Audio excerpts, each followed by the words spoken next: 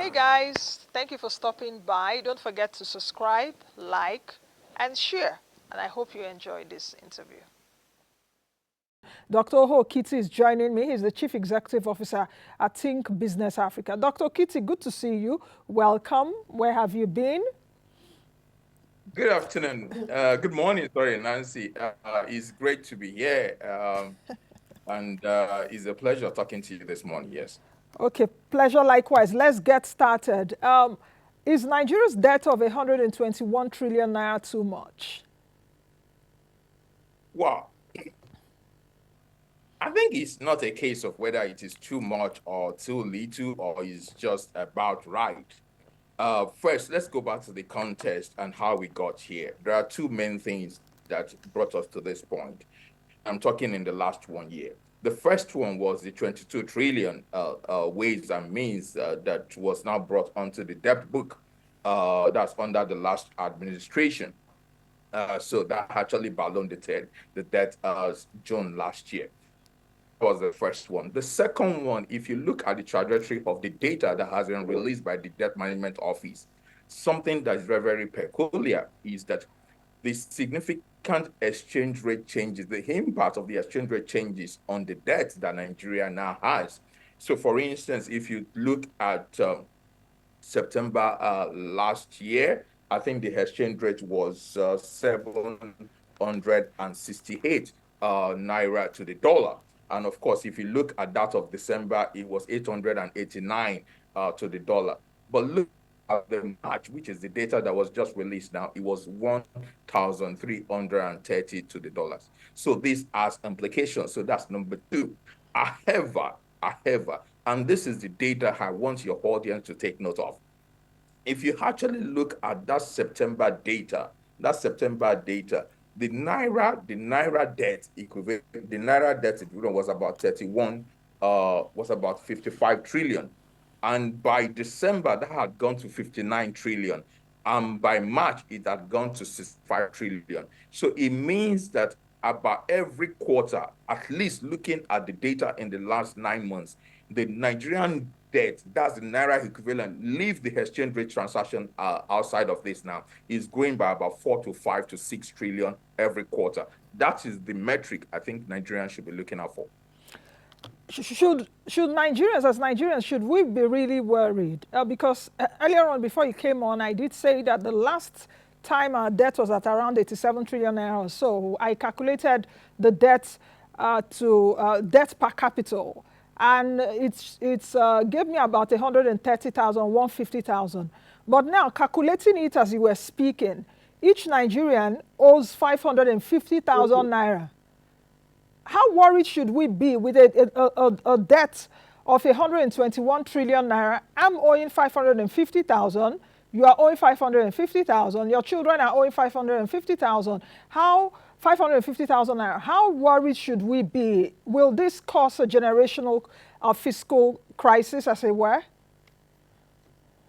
So, okay. So, I mean, that is a very, very important dimension of this data that we are talking about. Exactly. But before we even talk of the next generation, let the present generation survive. So let me tell you what the problem is with this. What is the implication of this debt? So basically, if you look at Nigeria, which is the way you are looking at it, Nigeria is like a balance sheet. So it's like a business, a balance sheet. So when a section of that business keep piling on debt because they could, because they have the capacity to continue to pile on the debt, whichever way, what it means is that you are denying other sections of the economy of resources.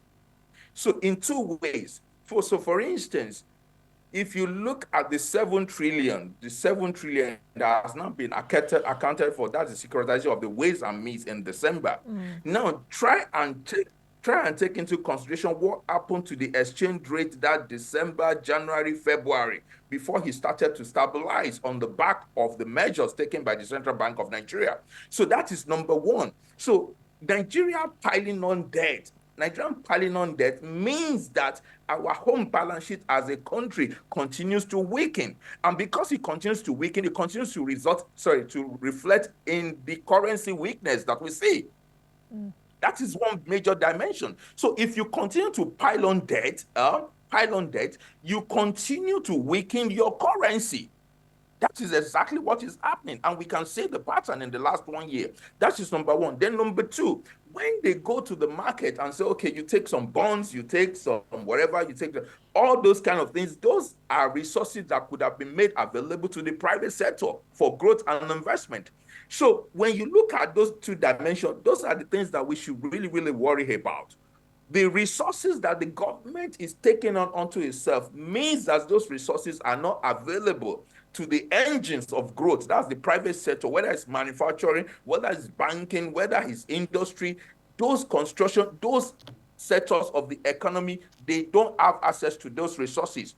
And not only don't they have access to it, they now have to pay premium on borrowing, on the kind of borrowing that they actually undertake. And that's why you have increases in interest rate, you have exchange rate continue to weaken. So those are the consequences of the current trajectory. If we are increasing debt by about 5 trillion every quarter, that is dangerous. Okay, if we're looking at it nominally, that means, also from our analysis earlier, that Nigeria's debt ballooned 24 trillion naira in 3 months. Would you really blame the government? Because some people will say, okay, the government borrowed. And of course, even the DMO, when I was reading the press release on the DMO's website, it did say because of new borrowings. Are you saying that perhaps this administration is borrowing too much? Or is it because of the FX rate differential? Okay, so let me go back again. And you didn't explain, you didn't answer my earlier question, sorry, in terms of if it's going to cause a crisis for us, intergenerational crisis, because I don't know if I'm going to finish paying the 550,000 naira I'm owing. And it will definitely be increasing because we'll be borrowing more. Our fiscal position hasn't improved yet. So I wanted you to answer that too. Okay, so let me quickly just answer that. We already have a crisis. So there's nothing causing crisis. We already have a crisis. Anybody that denies that we have an humongous crisis, fiscal crisis in our hands, then the person does not understand fiscal economics. We already have a very, very bad and awful fiscal crisis. So that's number one. Number two, I said the data reflect exchange rate changes. Yes, at least about 80% of that is due to exchange rate changes. I now said that if you remove those exchange rate changes, even as important as they are, the government is still piling on debt by about 4 to 5 trillion per quarter. So it means that by the end of this year, we'll probably have, if exchange rate remains the same, we'll probably have another 10 trillion added to the debt. So I'm sure most people have not taken into consideration that point.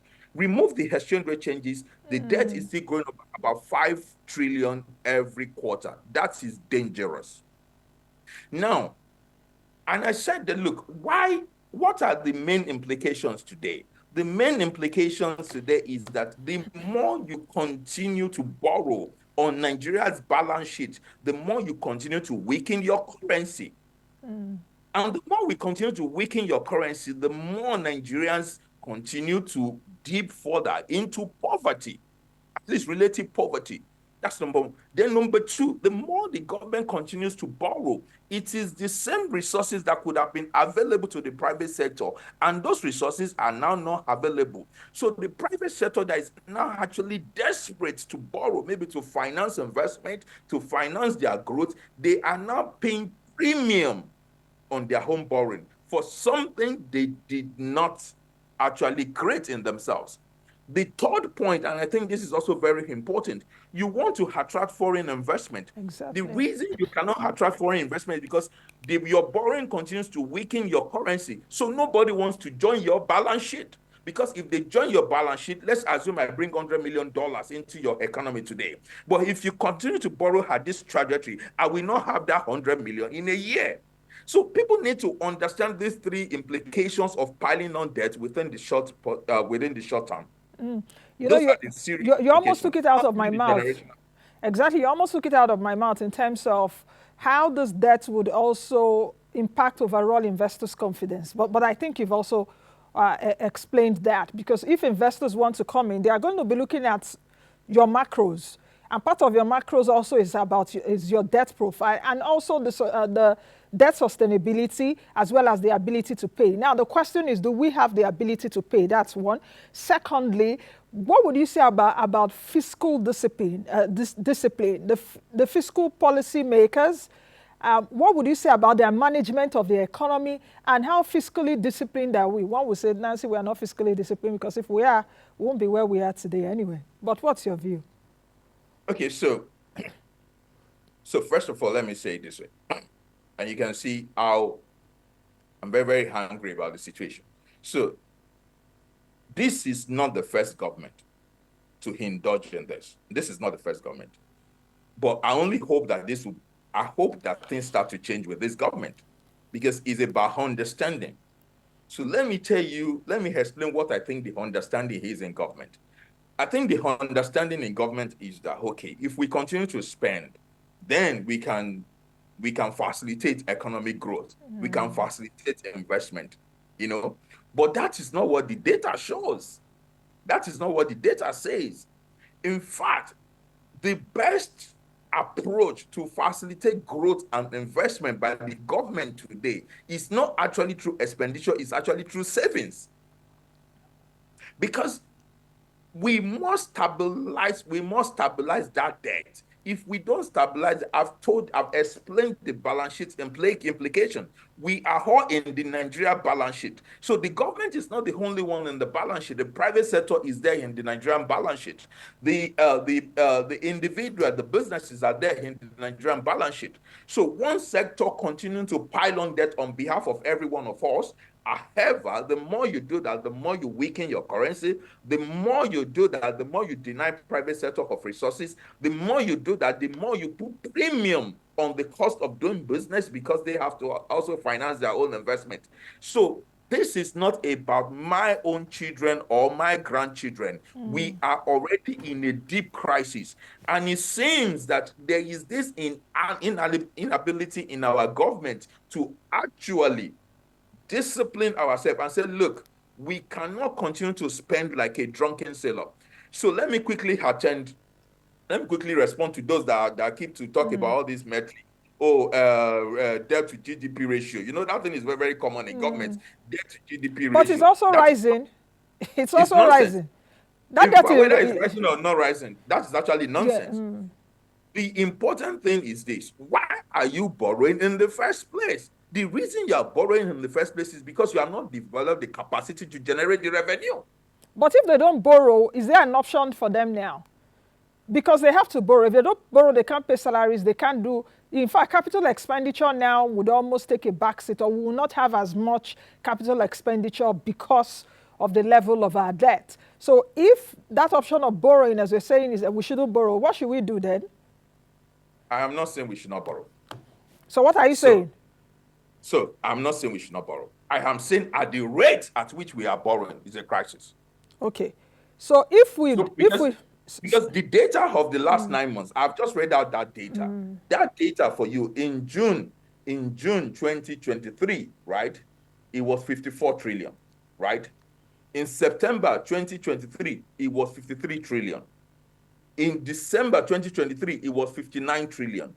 And now in March 2023, it was 65 trillion.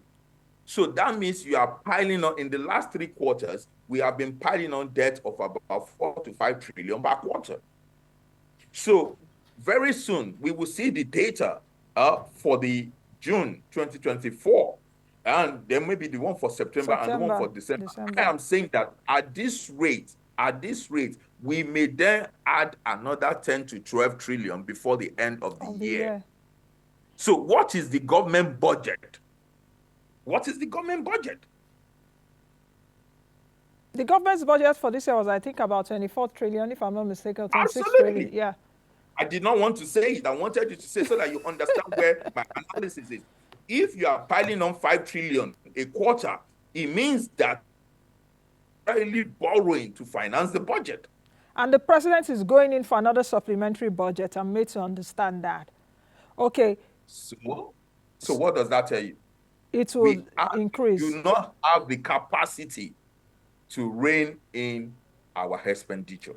Okay, the question now for economists as you, because if things like this are happening, and I've had that conversation with many of you including yourself, at different fora which I anchor, many of you that are my panelists included, the president of NES, that is Nigerian Economic Society, the NESG, a lot of you that are economists. I'm not one. If they have the caliber of economists in this country and things are moving haywire like this, is it that successive governments do not listen to advice? What would be the option now? At the rate we are going, 121 trillion naira, from your analysis, we'll still add a couple of trillions more by the end of the year. What is the solution? Because where we are now, we are pre-debt relief level when Madam Okonjo-Iweala sought debt relief for us. So what do we do now? Okay, thank you very much, Nancy. So first and foremost, there are no easy decisions. So I'm not suggesting that the decisions are easy. So I'm not suggesting that, oh, like maybe if I'm there, oh, it will just be easy, you just do this. It is not easy. However, there are two things that I think the government should look at. I don't think the government has moved very, very quickly on generating some form of long-term revenue from assets. I don't think they have moved very quickly on that. I know that the proposals are there. I know they are working on it, but I don't think they have moved very, very quickly on it. That's number one. I run a business. We all run homes, right? Not all of us run business, but I run a business, then we all run homes. If my revenue is short, the first thing that is, at least, can I even try and reduce my expenditure by 15% here and there? But you cannot convince me a year after that this government has done anything at all in that regard. Nothing at all in that regard. So it means that it is not just a problem of discipline. It is just a problem of their understanding of what they think works. So they probably think there's this Keynesian notion that government can just continue to spend, and that is where growth comes. Growth does not come from government expenditure. If you go and look at Nigeria's macro data very, very carefully, especially if you look at it from 2002, 2003, 2004, 2005, 6, 7, and 8, you will understand that it wasn't about expenditure. It was actually about government savings. The build-up of the reserves, that is what brought those foreign direct investment at the time. So if we are not ready to be disciplined and at least start making some savings, start doing some reserves accretion, start cutting some government expenditure, reducing leakages, then we are just not ready to embark on the fiscal policy that's required to facilitate investment, growth, and jobs in Nigeria. So your solution is that we should reduce our propensity to spend, because we're spending, even the spending we're doing, our frivolous things, so reduce expenditure. How about the school of thought? Okay, so you are not of the school of thought of perhaps increasing taxes or increasing revenue. There's a Taiwo Oyedele committee that is on, that I think I heard they finished their work. Anyway, Taiwo Oyedele briefed a few of us here in Abuja, I think about 3 weeks ago or so. Fantastic work those guys have done. And if there are a lot of proposals there. So how about the ability to earn more without squeezing us? The government can earn more if they can broaden the tax base, but there's work there. So you see, it's about choosing your hard. Everything is hard, but you have to choose it. It's about choosing your hard. I like that. Dr. Kitty, are you still there? Before network messes us up this morning.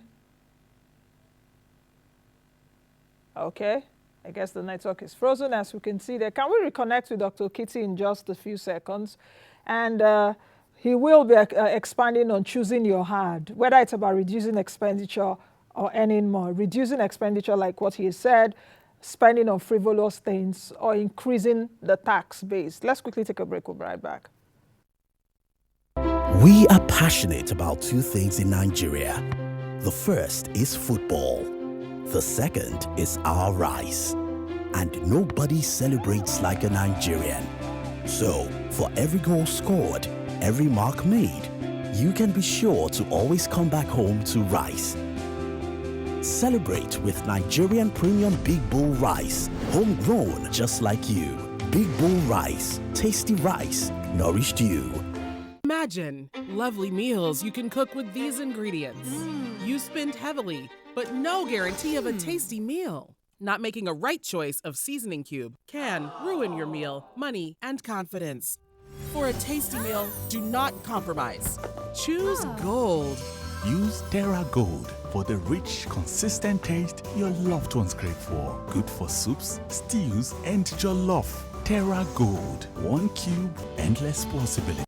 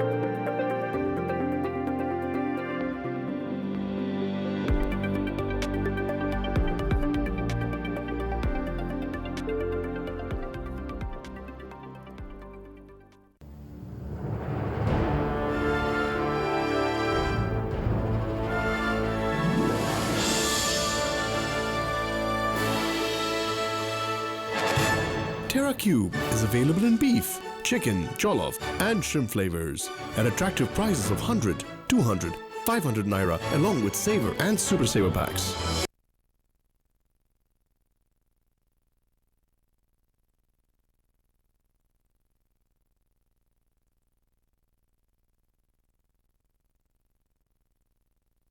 All right, welcome back. Dr. Okiti, the Chief Executive Officer at Think Business Africa, is with me now. Dr. Okiti, the network is really not friendly with us. It's actually a rainy morning here in Abuja. I don't know how it is over there in Lagos. But Yeah. conclude on your thoughts. Choose your hard. Yeah. Yeah, you have to choose your hard. Collecting taxes is not hard. And I like what the president has done with the committee. I mean, because as I've said it before, I've written about it and I've spoken about it. Their work can actually literally shift the base of the Nigerian economy for the next 15, 25 years. I mean, if we get it right. So that's very, very important. However, the issue is now. What the government wants is growth. What the government wants is jobs. Continuing this debt trajectory will not deliver those two things. It will not deliver the private sector investment, whether domestic or foreign, because they are paying premium to finance growth and investment. So the debt and what the macro conditions because of that debt is delivering is like an unnecessary tax in the sector to finance growth and investment. And that is what the government needs to understand. So the government needs to try and rein in its own expenditure. You must stabilize the debt at where it is. So, I mean, at where it is, maybe growth of maybe 1%, maybe 1.5%, but you But cannot be having growth of about 5 trillion every quarter, which is what we have seen in the last 3 quarters. the growth That of is not sustainable. 1% also will not even be good for an economy that is 220 million Nigerians growing at a population rate of 3%. But last question, because I need to let you go. If we have the card on what the DMO said concerning, that's it. Thank you guys for putting that on. Dr. Kitty, if you can see that is a breakdown of multilateral loans. What would you say about our multilateral partners actually? Because the World Bank continues to give us monies. Many Nigerians are also questioning right now the lending that we're getting from these multilaterals. What do you really have to say about that in terms of fiscal monitoring and fiscal discipline? Okay, so actually, funny enough, I actually don't have a problem with multilateral loans at this stage for two reasons. One, they're usually long term, and the moratorium is good, and so the repayment, there's no immediate burden on that. So that is a good one. That's number one. But number two, which is very, very critical, is that it delivers foreign exchange. Now, the problem now is what is the resources used for? So that is now another problem. If the resources is used in such a way that it leads to accretion of our foreign reserves, which would be great. But if it goes in the normal way of government leakages, government expenditure, that nobody really sees what is happening there, then that's where the problem is. But I genuinely do not have a problem with multilateral loans at the moment. I think we need it to help stabilize our economy, to help. I use the word help because as they are helping, further debt is weakening the economy. So it's not only one thing that facilitates stabilization. Everything needs to be working together. So for instance, the monetary policy aspect of the economy is delivering life. They are delivering what they should deliver. That's the monetary Central Bank of Nigeria. Central Bank is actually delivering. They are delivering, but the fiscal side is not supporting the work of the Central Bank at the moment. And so the same way, if you attract loans and it's not used in a way that supports stabilization, then that is when we continue to have all these imbalances. But this debt trajectory that we see now is definitely a problem, a burden, and a challenge. All right, Dr. Kitty, I think I need to let you go at this point. Thank you very much for joining us. You've got to run along now. I hope that when you come into my town, you let me know and see if we can do this again. All right. Thank you so very much. Thank you. All right, you're welcome. All right, I've been speaking with Dr. Oho Kitty, who is the Chief Executive Officer at Think Business Africa. Thank you for watching. In case this is your first time watching us, thank you. Don't forget to subscribe to our YouTube channel, drop your comments as well as like, and most of all, share our content.